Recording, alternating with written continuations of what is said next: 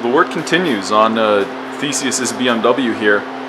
In this segment, I'm going to be covering how to replace a power steering pump on an E46, and this is going to be for the early style E46s or the two-wheel drive ones. So that's a Look LF20 style pump. The all-wheel drive ones, and I think some of the later ones, used a Look LF30, which is a stronger pump, but supposedly doesn't have quite as good steering feel. But mine is broken, so we will replace it. So first thing you're going to do is take off your air intake right here. I've taken it off there. It's just 4 push pins there, there, and there. And then you're going to want to unclamp it from the airbox here.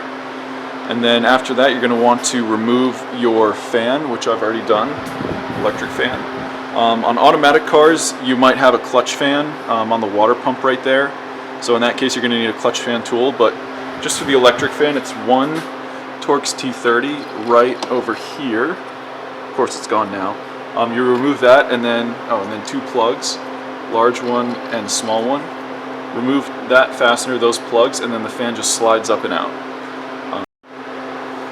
So once your clutch fan or electric fan are out, then you can remove first the AC belt, which is this tensioner here.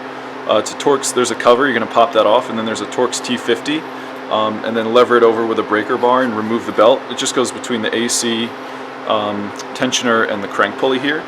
And then you're also going to want to remove the main accessory belt, so that's this tensioner here. There's also a cover, it's also a Torx T50. Lever it over with a breaker bar, and then remove the belt that's going to go from the water pump, idler, alternator, tensioner, power steering pump, and crank pulley. And then on to the next step. So the next step is going to be to remove this 17 millimeter, I guess it's a flare fitting right there on the high pressure side. And then it might take a little bit of force to pull the flare out of the pump. And then over here, you're going to want to cut that clamp off of the hose, and then replace it with a typical style hose clamp. And the way to tell that your Look LF20 has failed is if you can pull it out like that, then the shaft inside has sheared off. I think the way these are made, that the shaft tapers from 4 millimeters to 12 millimeters at some point, and over time they just break like that. So if you're able to pull the shaft of the pump and the pulley, then you need a new one. Alright, so I got the pulley off. You can see it's just a 3-bolt flange there.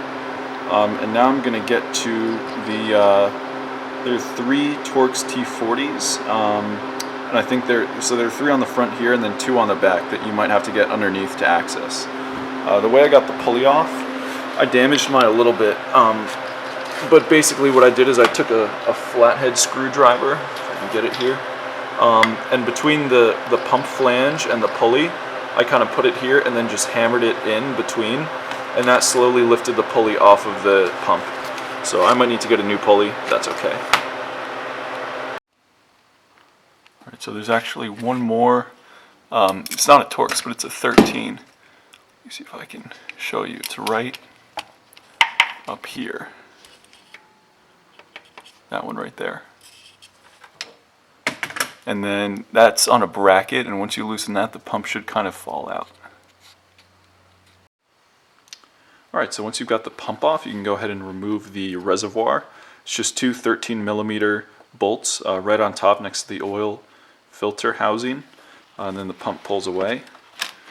And watch some wires. This one's disgusting, but you're going to have 2 more of those single-use hose clamps on the bottom to disconnect. Alright, so I have the new pump bolted up.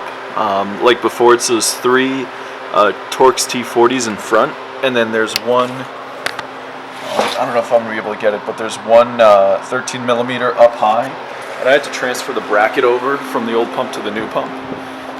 So now I'm working on getting the reservoir back in, and let's see.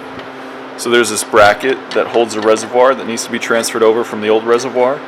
And that's just one 10 millimeter there, which clamps the reservoir, and then the 2 13s as before. And then underneath, I've got some new hose clamps, a more normal style to put on. So those should be serviceable in case this ever needs to happen again. Alright, so the lines are hooked back up, and I have the pulley back on, and the lines are also hooked up on the top too. I just snugged down the pulley bolts for now. Don't know if you can see them. Now I'm going to put the belt on, and then add a little bit of ATF, and then cycle the steering lock to lock just to get any kind of air out that I can. And then I'm going to turn the car over, run it for a little bit, and then add ATF as needed to the reservoir.